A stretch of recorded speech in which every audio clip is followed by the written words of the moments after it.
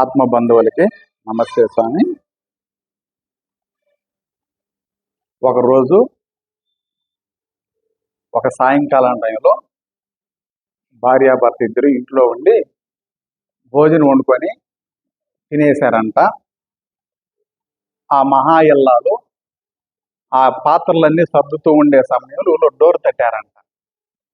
బెల్ల కొడతా ఉంటేలేకే ఎవరో బెల్ల కొడుతున్నారండి అని అన్నదంట. ఎవరో లోపల నుంచి అరిశారంట. అమ్మ మాత ఆకలి అవుతుంది తల్లి, కొద్దిగా అన్నం ఉంటే పెట్టు తల్లి అని అడిగాడంట బయట ఉన్న వ్యక్తి. ఆ మహాతల్లి మిగిలిన అన్నము కూరలన్నీ ఎత్తుకొని పోతే వాళ్ళ భర్త ఉండి అరిశాడంట ఆమెని. పోయి అవన్నీ ఏం దానం చేయబలేదు, నువ్వు లోపల పెట్టు, రేపు ఉదయం మనం తిందాము అని గట్టిగా అరిశాడంట. ఆ అరుపులని ఆ బయట ఆ అడుక్కునే వ్యక్తి ఎవరైతే ఉన్నాడో అతను వెళ్ళిపోయాడంట తిరుక్కొని.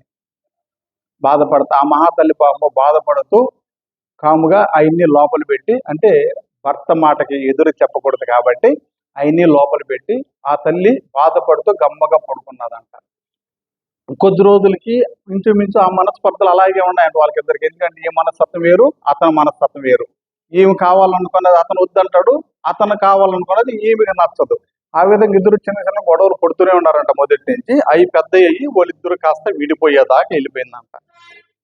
విడాకులు కూడా తీసేసుకున్నారు. కొద్ది రోజుల తర్వాత ఈమె మంచి మనస్తత్వం ఈమెది, అందువల్ల ఇంకో భర్త దొరికాడు, పెళ్లి చేసుకుని ఈమె సుఖంగా ఉంటూ ఉండిందంట. కొద్ది రోజులు ఇలా సంసారం జరిగిపోతా ఉంది. అదే విధంగా ఒకరోజు రాత్రి ఈమె యొక్క ఇప్పుడు చేసుకున్న భర్త ఆమె అన్నం తినబోతా ఉన్నారంట, ప్లేట్లలో పెడుతూ ఉందంట. ఆ టైంలో ఎవరో డోర్ దగ్గరకు వచ్చి మాత ఆకలి అవుతుంది అన్నం పెట్టమ్మా అని అడిగాడంట. ఈ ఉండే భర్త ఏం చేశారంటే, అమ్మ బయట ఆకలి అని అరుస్తూ ఉన్నారు, మనం కావాలంటే తర్వాత అయినా వండుకున్నాము తల్లి, ముందు ఆయనకి పెట్టేసరాపు అని చెప్పాడంట. ఆమె అన్నం అంతా ఎత్తుకొని డోర్ తీసి బయటకు పోయి ఆయన దబర్లో పెట్టబోతా ఉందంట. ఆయన ముఖంతో చూస్తుందంట. వెంటనే విపరీతంగా ఏడుపు వచ్చేసి తలుపు కూడా ఇవ్వకుండా వచ్చి ఏడస్తా ఉందంట. ఆయనేమో అన్నం పెట్టించుకొని వెళ్ళిపోయాడు. ఆమె విపరీతంగా ఎక్కులు పెట్టి మరీ ఏడస్తా ఉందంట. ఈయన తలుపు వేసి వచ్చి ఏమమ్మా ఏడస్తా ఉన్నావు చెప్పమ్మనంటే ఒక 5-10 నిమిషాలు పట్టిందంట ఆమె తేరుకునేటానికి. తేరుకున్న తర్వాత ఏం తల్లి ఏడుస్తూ ఉన్నావు చెప్పని అడిగితే అప్పుడు చెప్పిందంట, బయట అన్నమని అడుక్కునేదానికి వచ్చిన వ్యక్తి ఎవరో కాదు, నా మొదటి భర్త అండి అని అన్నదంట.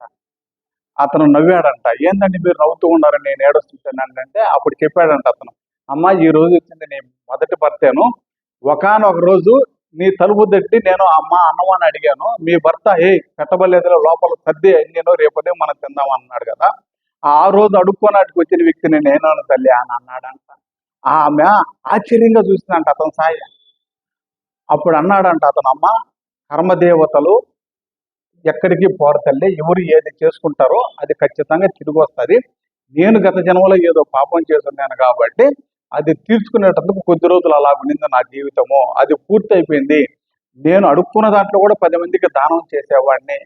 ఎప్పుడైతే ఆ కాలం అయిపోయిందో నాకు మంచి రోజులు వచ్చాయి తల్లి, నీబోటి మహాపత్ని వ్రత నాకు భాగస్వామిగా వచ్చింది. అందుకని ఎప్పుడు కూడాను నన్ను ఎవరు చూడలేదులే, నేను ఏది చేసినా చలామణి అవుతాదులే ఆయన అహంకారము కర్మతో ఎవడుంటాడో వాడు ఈ రోజు కాకుండా రేపైనా కానీ ఇబ్బందులు పడక తప్పదు. అందుకని ఎవరైతే మంచి మనస్తత్వం కలిగి 10 మందికి సహాయం చేద్దాము అనేటువంటి ఆలోచన కలిగి ఉంటుందో వాళ్ళు ఈ రోజు కాకపోయినా 10 రోజుల తర్వాత అయినా కానీ మంచి గొప్ప స్థితిలో ఉండేటందుకు అవకాశం ఉంటుంది. ఇదమ్మ కాలము కర్మ యొక్క పరిస్థితి అని ఆమెకి చెప్పాడంట. ఆమె దాన్ని అర్థం చేసుకొని సో ఆ దుఃఖాన్ని అంతా వదిలేసి వాళ్ళిద్దరూ ఆనందంగా సంతోషంగా ఆరోగ్యకరంగా ఉంటూ ఉన్నారంట. సో దానికని మనం కూడా 10 మందికి సహాయం చేసే స్థితిలో ఎప్పుడు ఉండాలి, మనకున్న దాంట్లో అప్పు చేసి కాదండి. సో అర్థం చేసుకొని మంచిగా ప్రవర్తించి మీరు మీ కుటుంబ సభ్యులందరూ ఆనందంగా ఉంటారని నేను కూడా మనస్ఫూర్తిగా కోరుకుంటూ ఉన్నాను. Thank you. హరి ఓం.